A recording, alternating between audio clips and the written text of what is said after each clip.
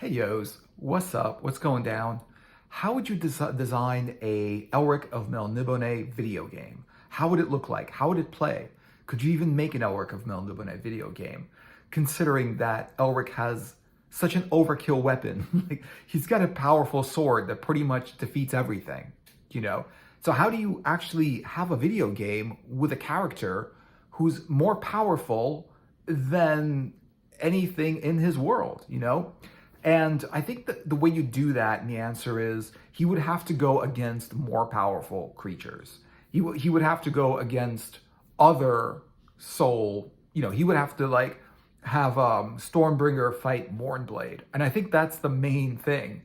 That could either be in the beginning, in like the end of the first level, or it could be toward the end. But I really do think that in an Elric of Melnibone video game, you would have Elric with Stormbringer fight Erkun, his evil cousin, basically, who has Mournblade. And Mournblade is the sister sword of Stormbringer. He's also a very powerful soul-sucking sword, basically, These are the two most powerful weapons in the whole world of Elric.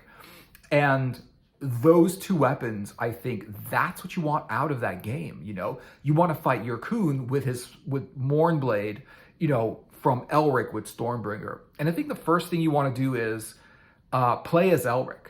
You don't want to like play as a character in the Elric multiverse. You want to play as Elric because there are other games that are sort of like games from franchises or from books or like movies or things like that, where you're just in the world, but you don't actually play as the main character. And I think it's absolutely mandatory. I don't want to play a Melnibonean game. I want to play an Elric game, I want to play as Elric, and I want to go through all of the adventures that are in the books, but you actually have to play through them.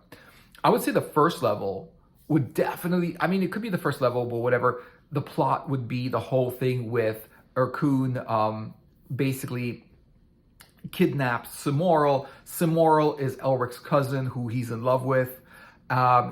Erkun, his other cousin, whatever, kidnaps her, puts her in this like trance of sleep and keeps her in this tower. And basically part of the book is Elric finding that tower and finding Simorl in that tower and fighting his way up against Erkun to save Simorl. Well, that doesn't end well, but it's okay because like, I think the whole adventure would be cool. Like the whole thing about, the scene where Erkun basically like pushes Elric off of the ship and Elric almost drowns, but he goes into the water and gets saved by the water elementals and those creatures that he has like old ancient pacts with, who owe him a favor, so they save his life, stuff like that. But how would you actually have the battle dynamics? Because that's what it is.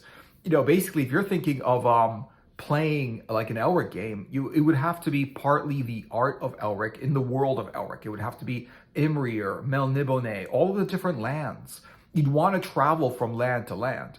You would want to travel on the ship that he uses in Sailor on the Seas of Fate, that basically travels from land to land, place to place, over fog, I do believe. It's a fog traveling ship.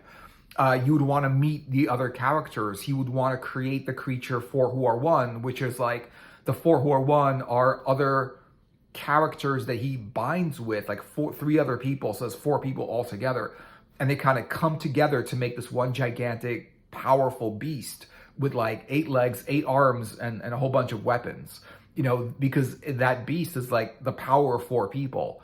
And it can go up against a very, very like evil, very, very powerful wizard that he has to beat inside the story. And I think that would be cool. So you'd want like some of the revisions. You want a lot of the things from the book. You would want to play through some of these adventures that are already in the book. And I think Michael Moorcock, who wrote the Elric saga, he already put all these adventures there. And just these adventures, I think, should give the developers and the designers the idea of what would be cool, what would be a cool adventure.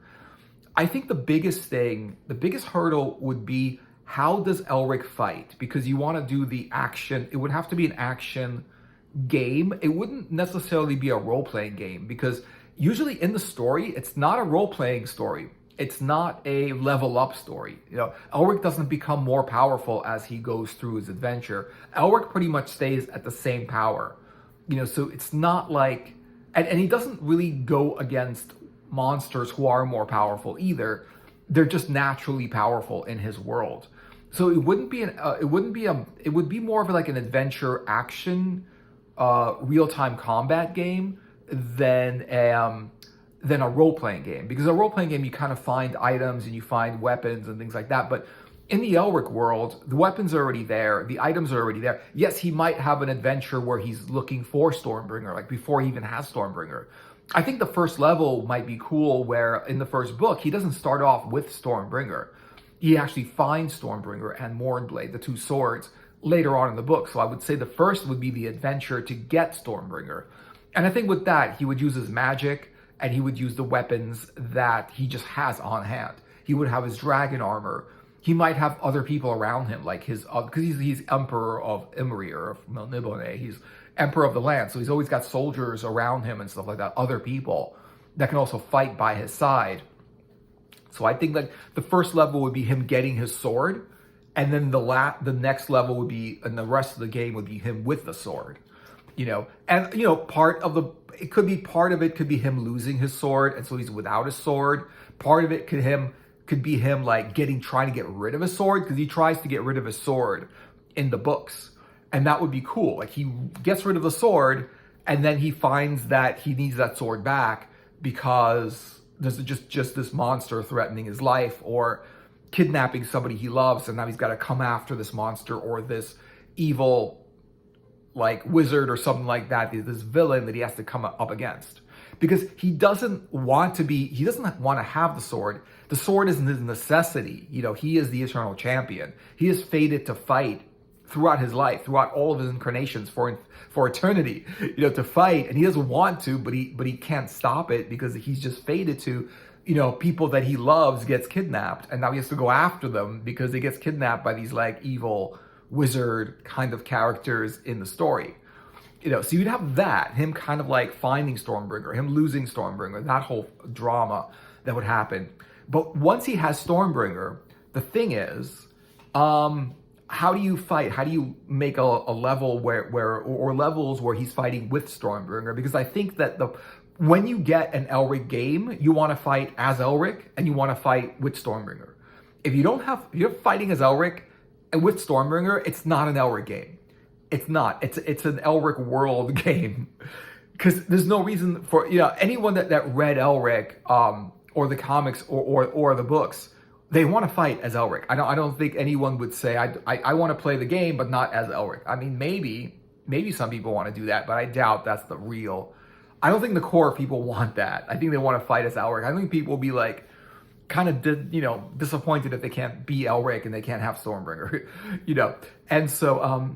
But the thing is, you want to have sort of like, monsters. The monsters would be cool because they would be these chaos beasts, with all kinds of like looking weird. And the worlds would be cool because there'd be these chaos planes and these fantasy worlds and these like fantasy planes with like wild, weird creatures and like magic and, magical weapons and items and ships. And, in some of the stories, he flies on these birds and flies on these dragons and whatever it is, so that would be in the game, maybe a dragon fight where maybe he's got like some kind of weapon, or he's basically like where you can control a dragon with Elric on it, and you can get the dragon to like breathe fire on other dragons and stuff like that. That would be a cool level.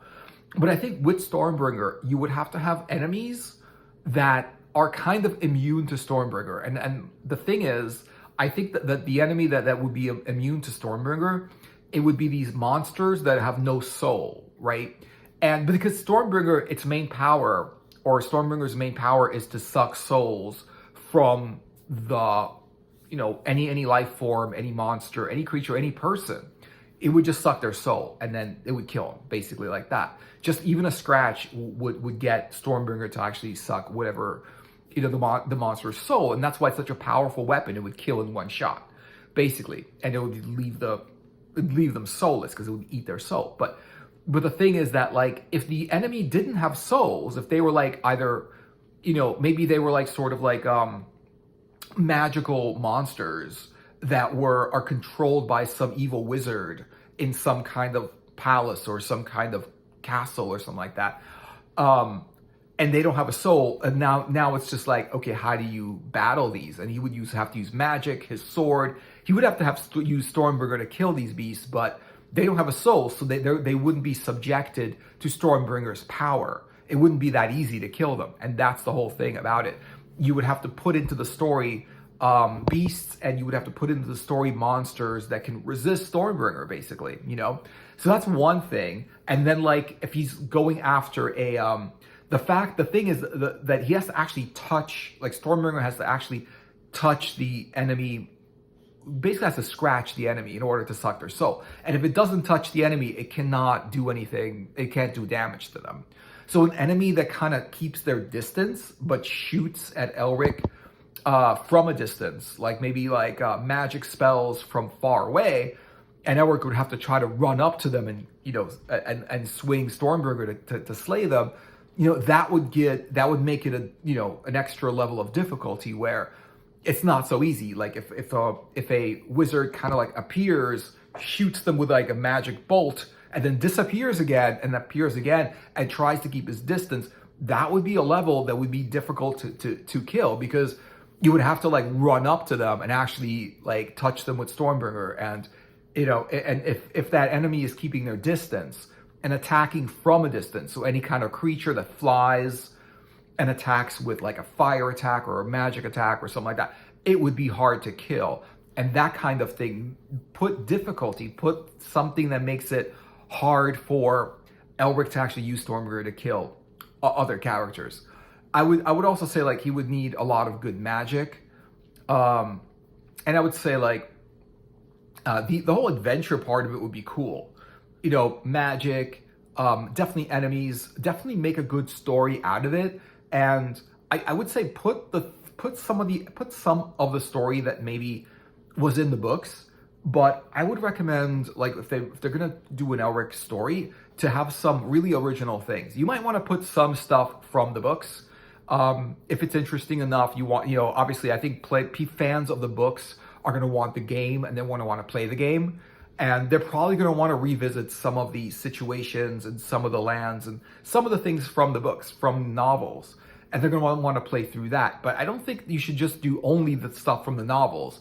I think, create other worlds, create places, continue the story in a way that wasn't in the book. And that will give the fans something new to look forward to. You don't want to play a game where you already know the ending. You already know how it goes. You already know the ending. You already know what to do. You don't want a game like that. You want like a new adventure game of something you haven't seen before. And I would say like, yeah, keep it like, 30% the same, but make it like 70% different. And obviously, like, the people that are not fans, they are going to play that for the first time and have their first experience with the Elric multiverse through that game. They would like the game, and they would think it's cool, and everything like that. But at the same time, those people are probably going to want to read the books.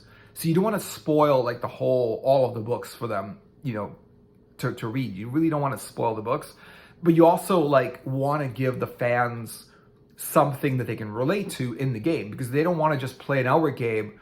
I mean, you're playing as Elric, so a lot of the other things might be cool to keep it in there. Erkun is a great villain. They should keep Erkun. The story with Samoril is a cool story. They should keep that. The ship and Sailor on the Seas of Fate is cool. Some of the enemies and some of the lands are really cool. Very, very powerful wizards and stuff like that. And then, because he's so powerful, he can go up against gods. And that's another thing, how does Elric slay a chaos god? And I think that should be like maybe the boss battle, like at the end of the game, we have to slay like a chaos god or something like that. Or just some very, very powerful deity or something like that, where he's got to go pick up some, maybe go to certain castles, beat some levels, get some different maybe weapons or some magic items that can actually kill these like deities and whatever it is, and go up against a deity. So I think the way to really do it, to have an Elric game, is to make the enemies super powerful, so that like Stormbringer, it might kill a person, but it probably won't kill a god. It won't. It's not a god slaying sword, especially there are exceptions. There are like beasts and like creatures that have a resistance to it and stuff like that. And I think that's like the main thing is you're basically going against wizards or creatures or monsters or characters in the story that are resistant to the weapons. So the weapons are not super powerful. So it takes skill to beat. And I would make sure I would kind of make this a linear game, not an open world game like Skyrim or something like that. A linear game where you kind of go through the story, very story based and linear, where you're going through the story and as you're going, like in order to get the next level of the story, you have to beat certain monsters, you have to maybe fly certain beasts or like whatever it is in the story. I would say make it linear. So you can kind of go from beginning to the next level to the next level until you get the end, where you could have like a boss battle against Elric, maybe coming up against the main villain in the story. That might be a new villain or something that hasn't already been in the books. So that's just some ideas about how to design an Elric of Melnibone game. Thanks for watching, guys. I hope you enjoyed the video. Let me know what you're thinking in the comments. Like and subscribe, and I'll see you guys in another video later.